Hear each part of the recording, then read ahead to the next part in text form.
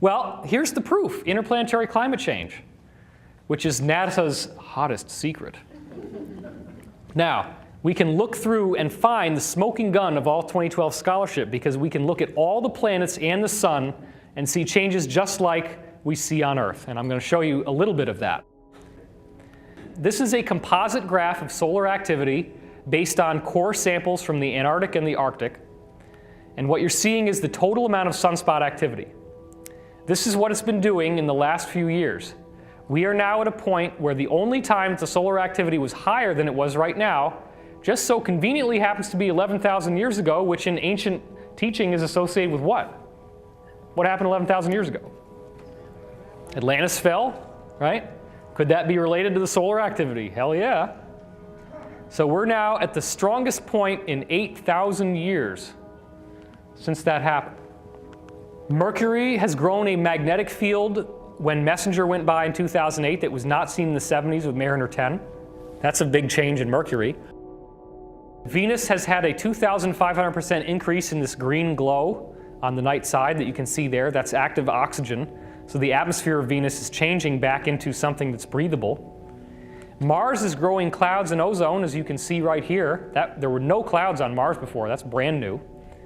The polar ice caps are melting on Mars, and they're actually calling it global warming in the mainstream media. But there's no SUVs on Mars, not that I've ever seen. Jupiter is having these white ovals that were disappearing between 97 and 2000, 3 of them, and then they all meld into one.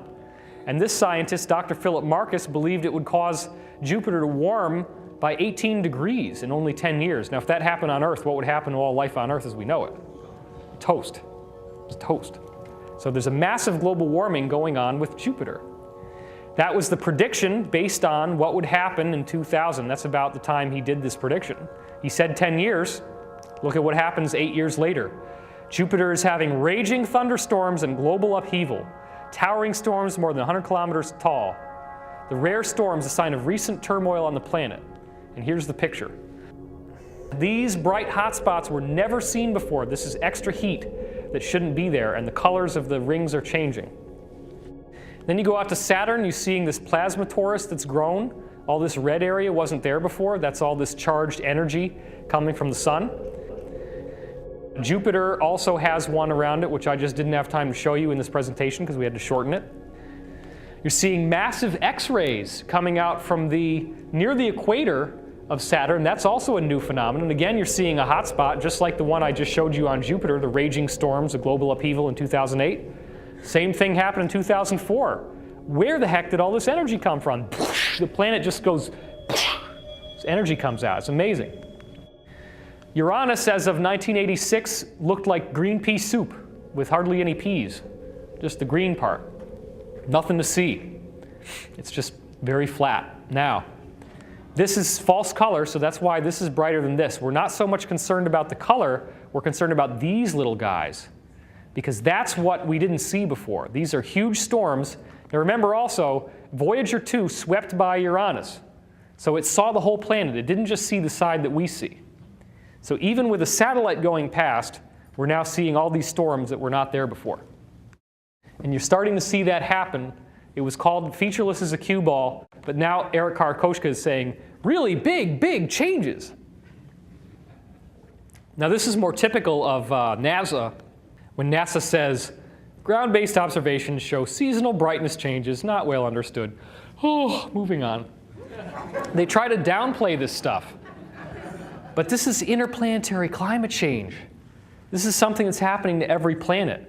And all they do is they tell you that it's based on the tilt angle of the axis to the sun. The sun is heating it up because the pole is tilting or because the equator is tilting. And whatever the planet is doing, they just alter it for that planet and say, oh, well, it's got to be caused by the tilt angle of the planet relative to the center of the sun. Not so. Neptune, 1989, relatively few bright clouds. But between 96 and 2002, there's a 40% increase in brightness in the near-infrared range. This is very significant because, obviously, this could not be caused by anything we normally understand. And it's the same thing that's happening throughout the rest of the solar system. It's all doing the same stuff. What you're going to see now is a description, a visual description of how it's been changing. So check this out. You watch down here, you can start to see how it grows over just 6 years. So that's phenomenal. I mean, that's like turning on a lampshade and having light suddenly burst out of the planet that wasn't there before.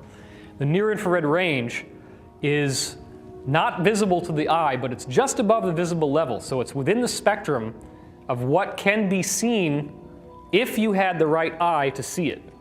So you can do that with a camera, you just can't do it with the naked eye. Now, Pluto is experiencing global warming even though it's moving away from the sun. There's been a 300% increase in its overall atmospheric pressure. This whole system tells us that Earth changes are not unique to the Earth. They're happening everywhere in the solar system. But even on Earth, we're seeing things that are not attributable to the ordinary climate change that we would think of as being caused by SUVs. Volcanic activity since 1875 has gone up by over 500%. Sea level is increasing, temperature is increasing, tornado activity is increasing, natural disasters are increasing, the inflation-adjusted economic losses are increasing. Here you see the red indicates how much heat there is at the bottom of the Pacific Ocean, on the floor of the ocean. And then what you're seeing is 85 and 96, or 99 rather. So in 14 years, you see a substantial warming on the bottom of the ocean. Now guess how the scientists explain this? Well, of course, the sun is warming the top of the ocean. And then those warm particles just start sinking down, down, down, down, which is what they're going to do, right? And they sink to the bottom, and they warm up the bottom of the, oh, that's got to be what it is. They warm up the bottom of the ocean, they sink down. So the next time you ever want to boil up some hot dogs, just get a hairdryer and it works great. Why wouldn't you do it that way? You'd probably take 3 hours to boil.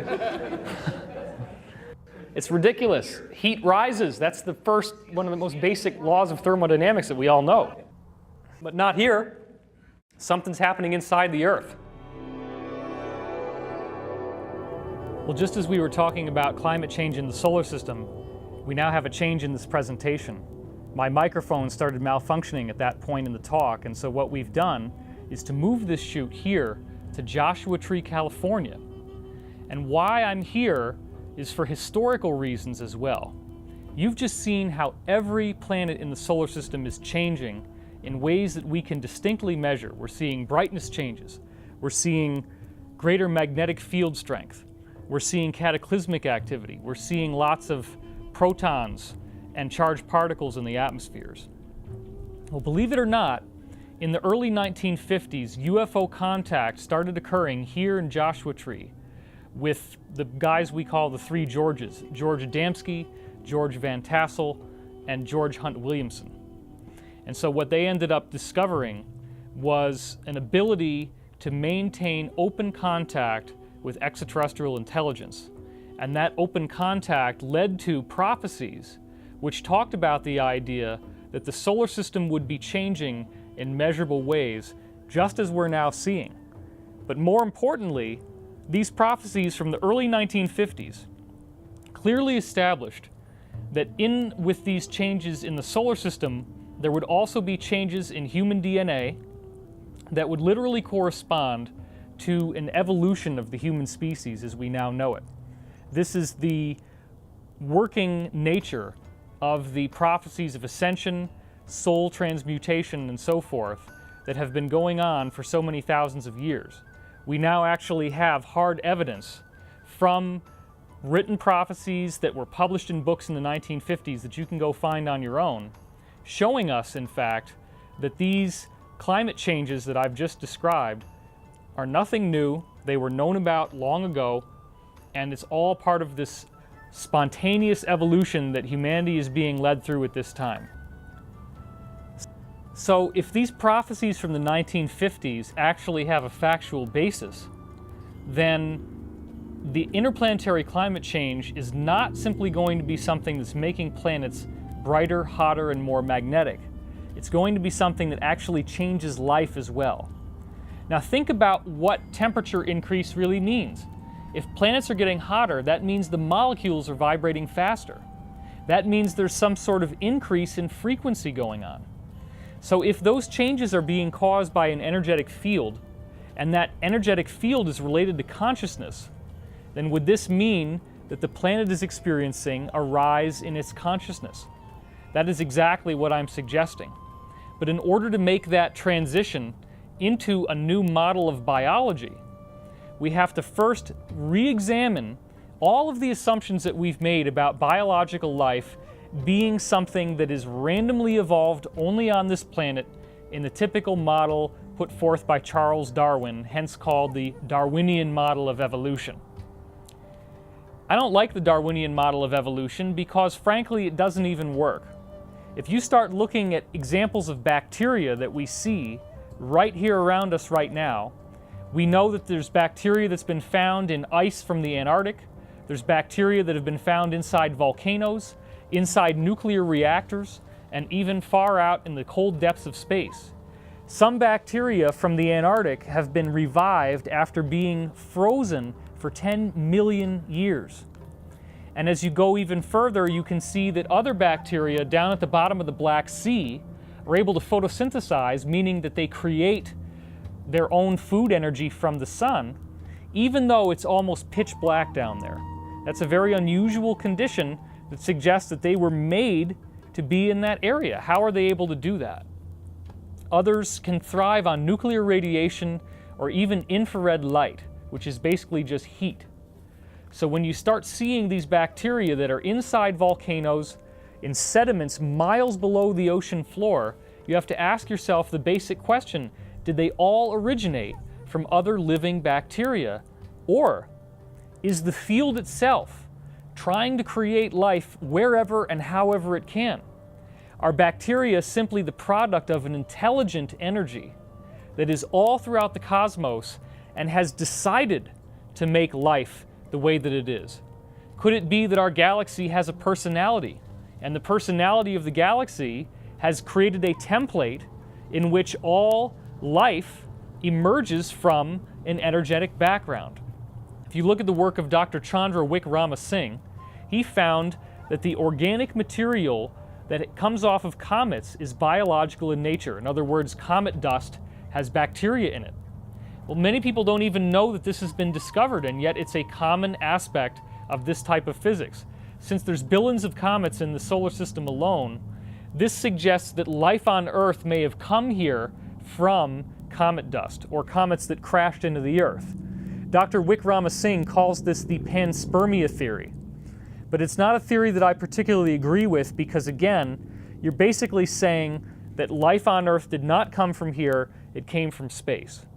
Therefore, somehow it would have still had to have evolved in space. You haven't ruled out Darwinian evolution. You still have the potential that life could have been a random mutation. Again, that's not what I'm saying. I'm saying that life itself evolved from a field, and the field knows what it wants. So when you're dealing with the chicken or the egg paradox, the answer is it's the chicken and it's the egg, because the chicken and the egg exist together as a template in the field, both of which are ready to spontaneously emerge when the time is right. So believe it or not, I first read a book about Dr. Francis Crick's discoveries that DNA was too complex to have evolved randomly when I was in 5th grade. A friend of mine showed me that book that he'd found in the children's section of the library. Now, I find it fascinating that mainstream science and the mainstream media has known about this ever since the early 1980s, which is when I found out about it. And yet, in all that time, we never hear it discussed that the actual founder of DNA himself, one of the two fathers of all the science that led to us discovering that DNA even exists, is on the public record saying that it's way too complex to have evolved by random chance. It's as if the entire Encyclopedia Britannica fell out of the sky one word at a time, and all those words happened to fall in such a way that they arranged together to make every sentence and every paragraph and every page of the entire encyclopedia. So then you have people that say, well, if you're intelligent design supporter, then that means that you only believe in the Bible that God created the world 7,000 years ago, and that man and dinosaurs, if there were even dinosaurs, would have had to exist on the Earth at the same time. Or you're on the side of science and you believe only in Darwinian evolution. Again, the man who discovered DNA is telling us that's not the way it works. He's telling us DNA is so complex that it has to be part of some sort of intelligent design. And the most fascinating discovery he made concerns the actual dust in our galaxy. If you were to simply release bacteria into space, they're going to give off a light signature. It's called a spectrographic signature. Well, he looked at the light signature of the dust that's already there in the galaxy from where we are on Earth to the center. And he found that the dust in the galaxy has the same spectrographic signature as living bacteria. In fact, 99.9% of all the dust in the galaxy has the same signature of light as living bacteria in space. That could mean that everywhere we look throughout the galaxy, we're seeing dust that is actually little critters that are alive. And the reason why is because that's what the galaxy is doing. So if you think about it, this is Howard Hughes' worst nightmare, that space could be filled with germs, as you see in this headline. Howard Hughes, of course, helped finance the Integratron, which is a device that was allegedly built with cooperation from extraterrestrials through George Van Tassel. We're going to get to that in a minute. That's part of why we're here filming in Joshua Tree to end this video. As you see in this headline from the mainstream media, in this case UK Daily Mail Online, it says the space dust that created human life has been found in another solar system. So this is another example of how the mainstream media is starting to trickle out this scientific evidence that suggests that bacteria could be just cranking out from the field itself everywhere. In other words, the field takes any given molecules in a certain area and spirals them together to make DNA. DNA is the product of the field. The field literally wants to make DNA because DNA is the wave that is inside energy throughout the entire creation as we know it. One of the ways you can look to see that this might be true is to simply study what happens when you fly things up into outer space and see if there are energetic changes. Well, of course, flying human beings up into outer space, before we get into things like plant seeds, you can look back to testimonies from various astronauts, and they report something called space euphoria, which is that when they go out into space, they have this phenomenal sense of uplifting communion with the universe, a sense of oneness, a sense of stillness, a sense that they are fundamentally unified with everything that there is. And now more recently, the Chinese have done studies where they have flown seeds of various plants up into space and then grown those seeds by a typical hydroponic process when they bring them back down to the Earth. Now granted, this has been done before with experiments from NASA, and they haven't seen anything that unusual. That was one of the complaints that someone gave me when they came up to me at one of my conferences. I would like to point out, though, that the NASA probes are typically made of aluminum, and we know that these torsion fields, as the Russians call them, the energy of consciousness itself, can to a large degree be shielded by aluminum and PVC plastic. So if you have PVC plastic over the windows and an aluminum capsule, then it could be that all these wonderful energetic benefits that happen when you go into outer space did not exist. Anyway, the Chinese must have found a way to build a probe that was not strictly aluminum and PVC plastic, because when they sent seeds up into space, there were some pretty phenomenal changes that resulted. Take a look at this next picture. What you see here is a pumpkin that was grown from a seed that was flown up into space. As you can see, it's absolutely enormous in size. This is not typical. In the next slide here, you see a bitter gao melon, as it's called. This, of course, again, is much, much larger than you would ever normally expect such a melon to be. What you're seeing here is hot peppers, which normally would only be about this long, 2.5 inches long at the most. And yet, when you see the ones that were grown in space, they are enormous in size.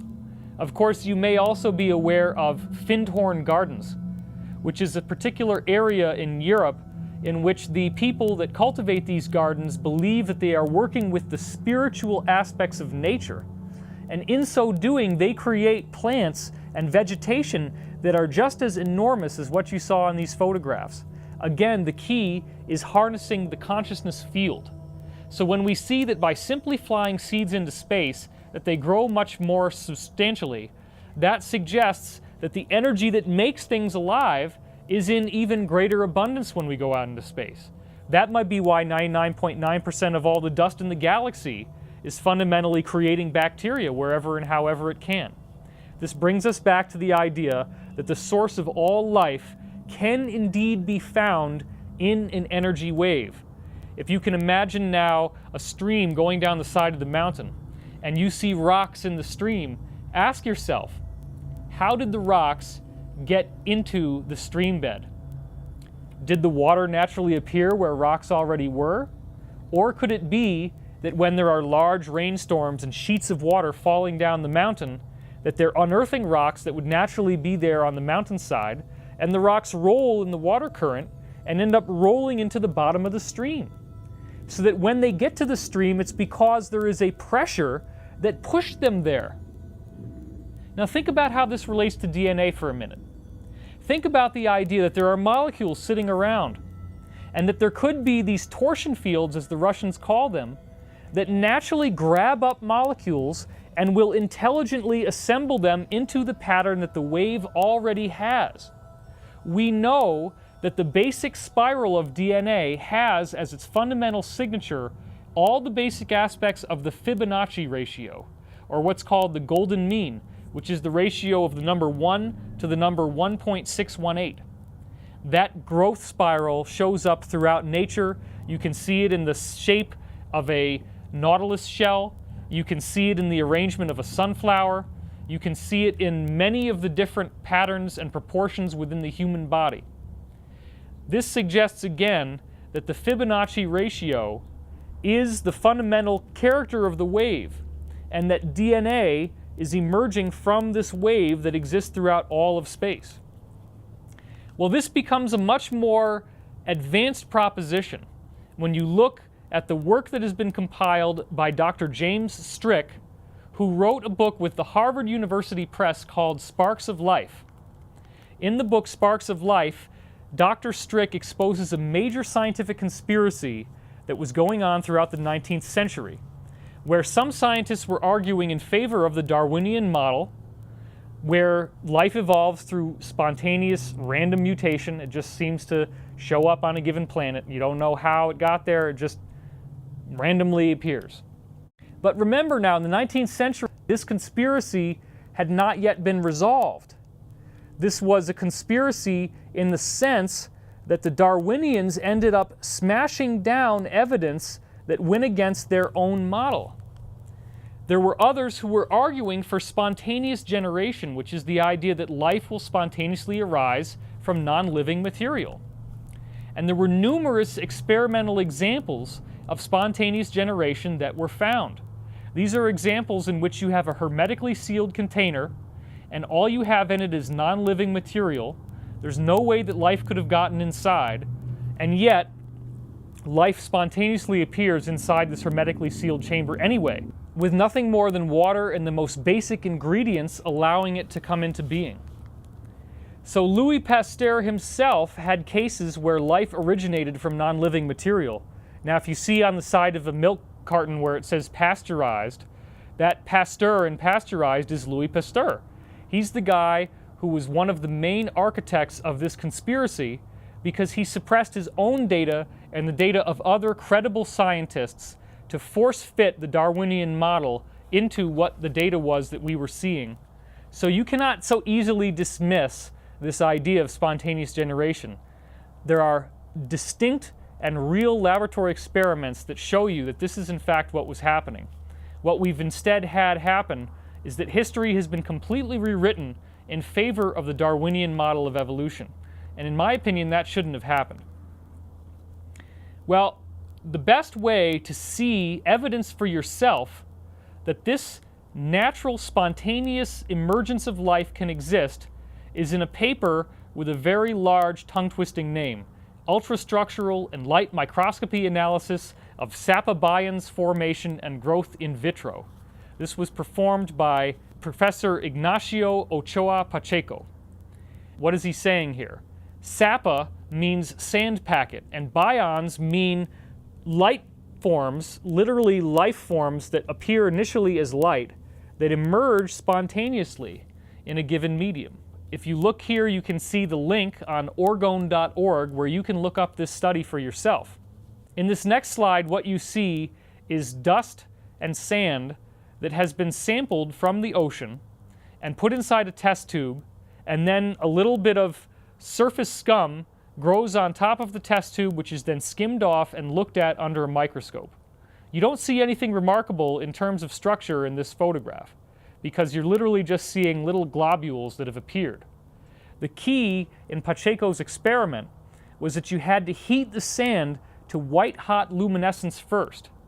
Once the sand was heated to a white-hot luminescence, and then you put it into a sterilized test tube with nothing but sterilized distilled water, and you kept a stopper on it, and it was all done inside a vacuum, so there was no possibility of life growing inside. Then what you do is you look at the skin, or what Pacheco calls the surfactant, that grew on top of the water. You skim that off, and you look at it under a microscope, because what you're looking for is to see if in fact little critters grew in a non-living environment. We'll take a look at this next image. What you're seeing here looks almost like a brain. You can clearly see there are two lobes, that they are basically bilaterally symmetrical, meaning that they look the same on both sides, and it clearly appears to be some form of living microorganism. This blows me away even more, because what you're seeing clearly looks like a leaf coming from a sea vegetable form of life. You can even zoom in closer to that leaf, as we do in this next picture, and now what you're seeing is complex cellular organization within the leaf itself. You can clearly see that this is a biological life form. In this next image, you see what looks like a red blood cell, very obviously biological, and what you see in this next image is something similar to a white blood cell, where it actually has what appears to be a mouth on the front.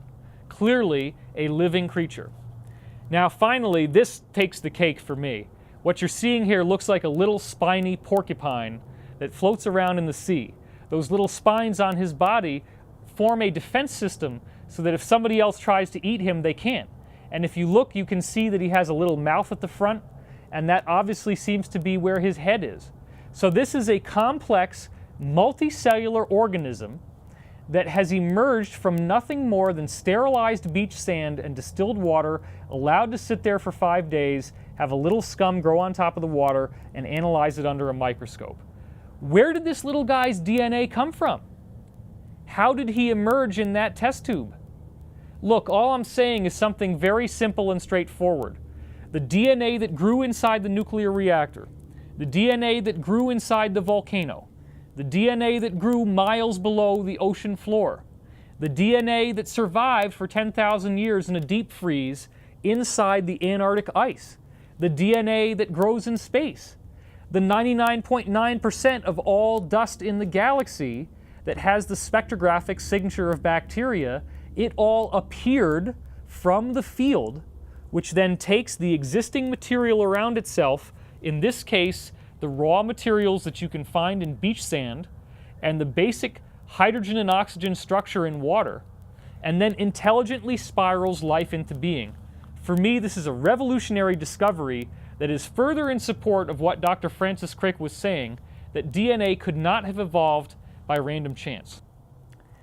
Well, if that hasn't blown you away, check this out.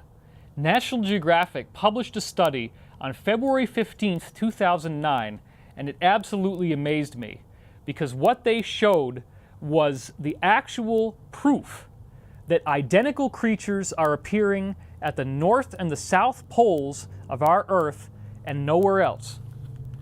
To be specific, this was called the International Census of Marine Life, and what they found in this census was that there were 235 identical species of creature that were found at the North and the South Pole, but nowhere else on Earth. Finding so many species inhabiting both poles startled the scientists, as National Geographic said. Among other species that were found on both poles included whales, worms, and crustaceans. Exactly where these species came from and how they ended up a world apart with comparatively warm oceans in between remains a mystery, the scientists said. And that's a direct quote from the article. So what they don't understand is that the field is creating these life forms. Some scientists actually tried to say that ships may have been taking in ballast, meaning water, to weigh them down at the North Pole, sailing to the South Pole, and then releasing the ballast, and that this is how the creatures went from pole to pole. Well, that was actually examined, and they found that there are no ships that are traveling that way that could account for this. What you're simply seeing is that the Earth has this energetic engine that's cranking out life forms at the poles by the same process, and those life forms only appear there and nowhere else. Well, if you look at this first picture, what you're seeing is called Limacina helicina.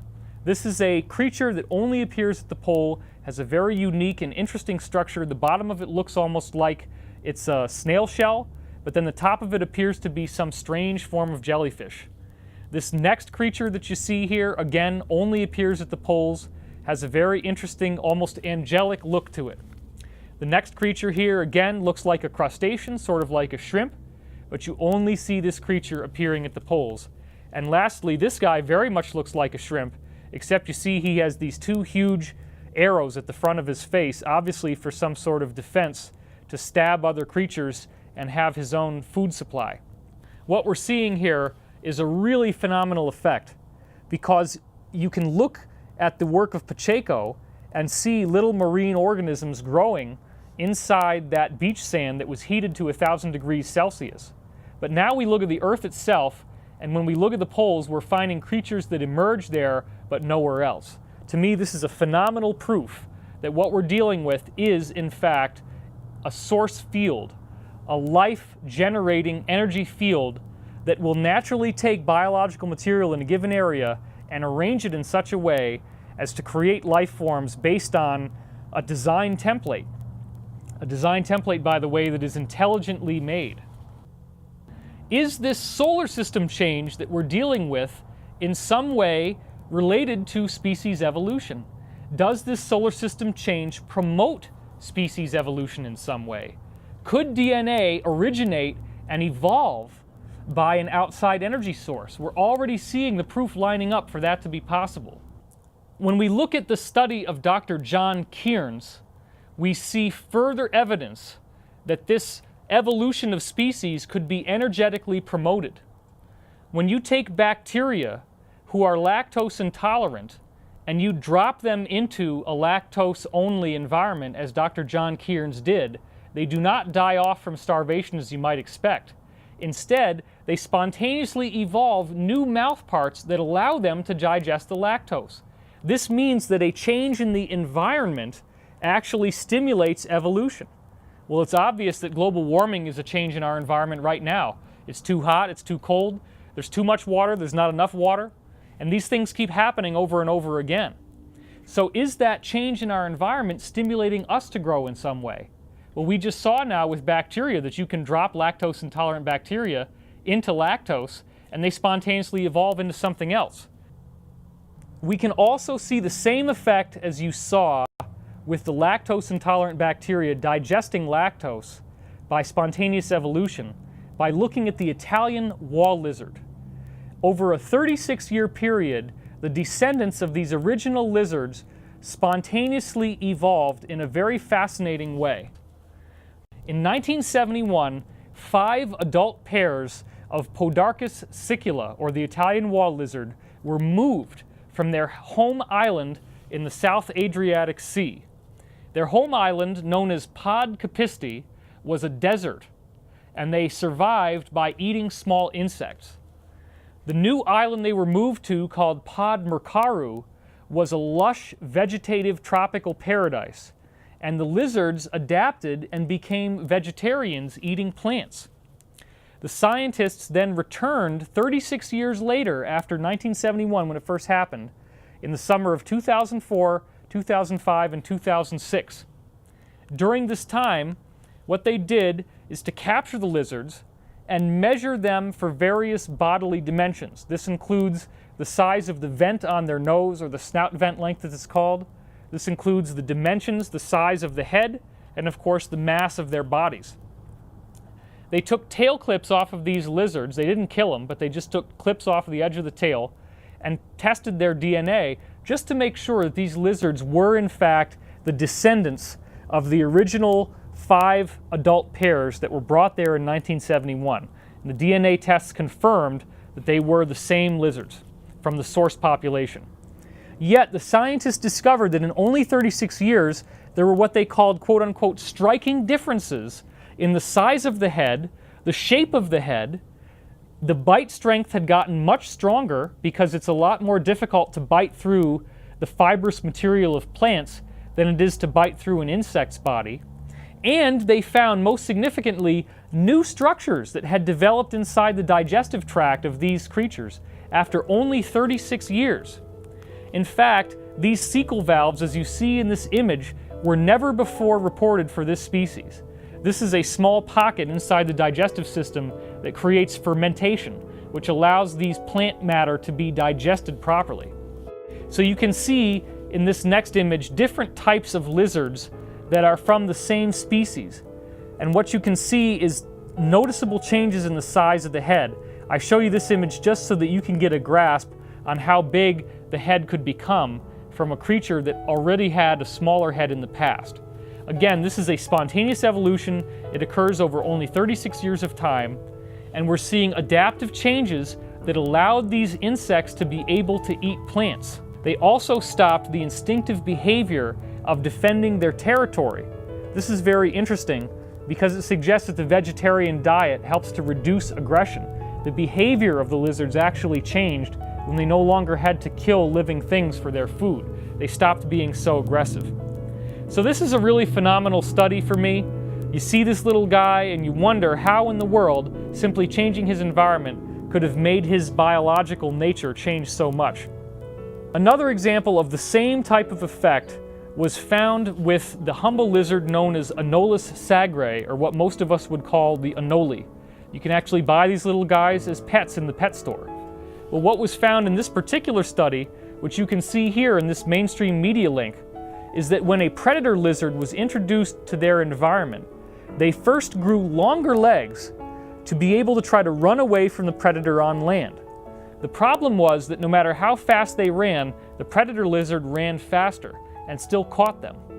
So then they had to jump up into the trees and run up into the trees where the lizards that were the predators could not go. This was much better equipped for lizards who had shorter limbs, because shorter limbs allow them to climb better, whereas longer limbs allow them to run faster. Sure enough, when they went up into the trees, their limbs spontaneously became shorter in just a very short length of time. The scientists do not understand how this could happen, but it's as if the environment itself stimulated them to change, just like you saw before with the Italian wall lizard. Now in this case, this ugly-looking fish is being called evolution on steroids. It's a monster fish that appeared in a river in the Congo that we've never seen before. And again, scientists are perplexed as to how this fish could have showed up so quickly in the fossil record, because it never existed before and it just emerges. Similar to the way that we're seeing how National Geographic showed 235 different types of life that only exist at the poles. It's showing us that the field is out there and the field is changing, and life is changing as a result.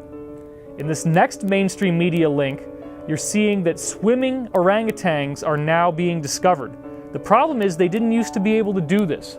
For whatever reason, no orangutan had ever been observed swimming before, and yet now they're not only taking to the water and swimming, they're also learning how to fish with spears, banging fish over the head or stabbing them with the spear and being able to catch that tasty meal as a result. This is new behavior that again suggests that evolution is occurring.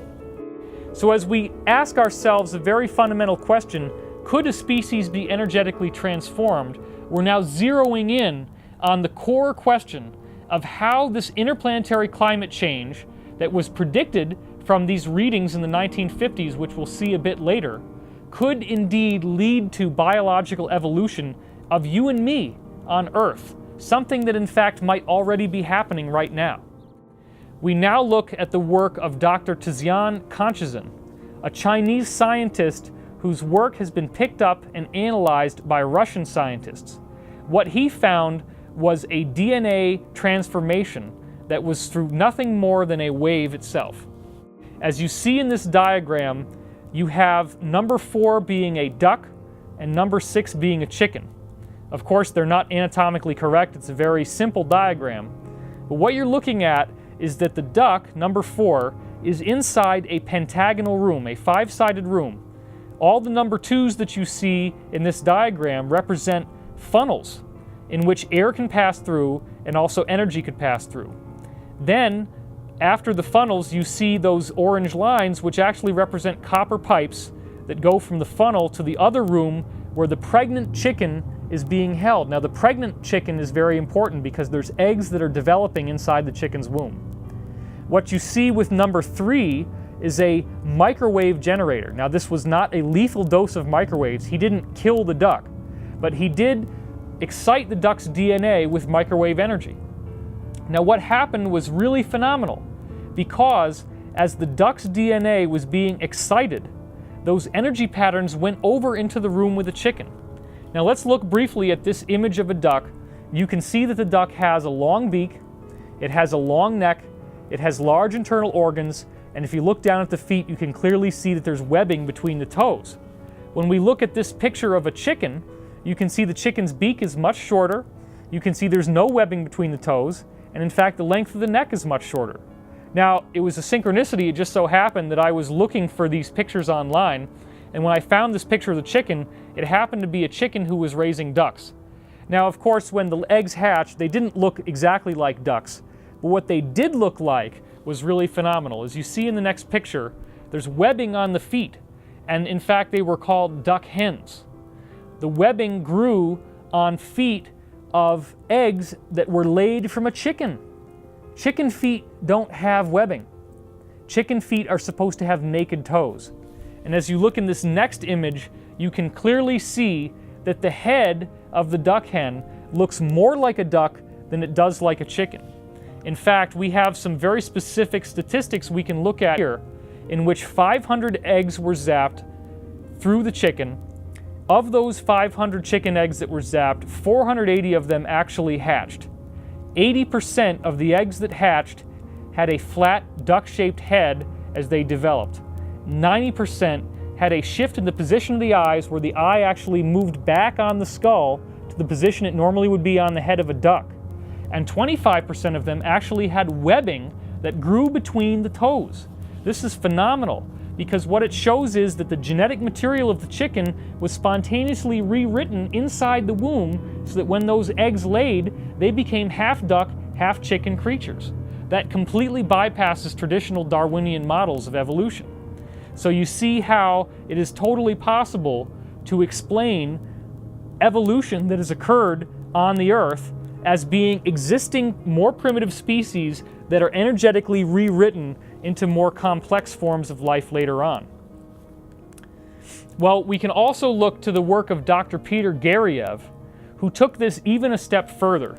And what he did is to take eggs that had been laid by a frog and then zap them with a laser light that had gone through eggs laid from a salamander. Now, a salamander is considered a more primitive form of life than a frog. One of the unique qualities of a salamander is that you can cut off one of his limbs and the limb will actually regrow. The salamander has the power of regeneration, whereas the frog does not. So in this sense, you could almost say that it dialed the DNA backwards in evolution a bit. Because what happened when you redirect laser light through a salamander's embryos into a frog egg is that the frog egg has a complete metamorphosis, and what comes out is a fully healthy salamander, not a frog. Now, this is a scientific revolution in the making because it suggests that you can have a complete transformation from one species to another within one generation. Your parent could be one creature, you lay the egg develops into a completely different creature, and the only thing that you need to make that transition possible is the actual wave information that rewrites the DNA. It's almost as if DNA is like a jigsaw puzzle that has more than one solution. And this really changes how we see life and how we see evolution. It could very well be the engine of evolution. For if, again, you look back to the fossil record, as I said before, Dr. James Rope and Dr. David Sepkoski, two paleontologists from the University of Chicago, analyzed marine fossils, over 3,600 different genres of life that emerged in the various layers of fossils from the ocean. What they found over and over again was that there was a 26 million year cycle in the way that life was evolving in the Earth. This 26 million year cycle goes back, as you can see here, some 250 million years into the past, and it includes the fall of the dinosaurs. So how could something like this be possible?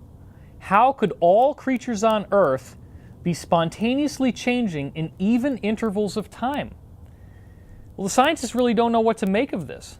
And it got even stranger when there was yet another cycle that was discovered by Doctors Robert Mueller and Robert Rode, which in this case is 62 million years long, as you can see in this diagram. And this cycle goes all the way back to the original single-celled organisms found in our fossil record 542 million years ago. In nice, even intervals of 62 million years, the creatures on Earth spontaneously evolve from one form to another. And that, to me, is proof positive that what we're dealing with is galactic energy waves. Galactic energy waves are the only plausible explanation for how you could have even cycles of time. What I'm suggesting is that there are evenly spaced waves of energy in the galaxy, and that those waves of energy are moving away from the center at a nice steady speed. So if they're always the same length and they're moving at a steady speed, that means that the cycles that they will create will be equal in time. And in fact, we can actually look out at the galaxy and see that galactic bioenergy fields may indeed be responsible for causing this 62 million year and 26 million year evolutionary cycle. Now look at this. In this diagram, you see the redshift variations in the supercluster of galaxies known as Virgo. What do I mean by redshift variations? Redshift is a microwave frequency that is given off by all objects in the cosmos. Most scientists interpret redshift as being indicative of how far away something is. But Dr. William Tift upended this whole scientific orthodoxy by finding that within a single galaxy, redshift starts changing in even intervals. And those intervals look like layers in an onion, meaning that the highest redshift is at the center of the galaxy, and then in evenly spaced orbits away from the center, the microwave frequencies of light that all the stars are giving off have changes in their frequency that are very measurable. Now, you can see it in this image from the Virgo cluster, and you can also see it in this next image, which is taken from other areas in the Virgo cluster. Dr. Tift's studies have looked at hundreds and hundreds of galaxies. Between him and other graduate students who have investigated this, they have yet to find a single galaxy that does not have these striations within it, where you see varying microwave frequencies. I then direct your attention to the work of Dr. Harold Aspden, a scientist who on his website, energyscience.co.uk, has fundamentally rewritten the basic laws of electromagnetism by going back to Maxwell's original equations and then extrapolating off of them. He shows you every step. It's straightforward. Any scientist can follow it. What's so interesting is that as he looked at Maxwell's equations, he found that this quantum medium, if you will, the background energy that all matter is made of, would have certain thicknesses, or densities as it also is called. These densities in turn can be calculated with equations that Dr. Aspden has discovered and published freely on his website. You can crank out the microwave frequencies that each density in the quantum medium will give off. That means that even though you can't directly see these energies in the quantum medium, they give off light signatures. They give off microwave signatures. Well, this is what's so fascinating, because when Dr. Aston went back and looked at Dr. William Tift's microwave frequencies of redshift that he found in galaxies, those frequencies in the little striations that you see in the galaxy, shaped like an onion, are identical to the variables that Dr. Aston's equations cranked out. That means that we have a theoretical foundation that was built first that says that the quantum medium has different levels of density, different planes of existence, if you will, where the basic qualities of matter and energy might even change. And he found that they really do exist in these waves in the galaxy. So we already know that the waves are there. They have been observed in every galaxy that has ever been looked at, well over 200 of them so far.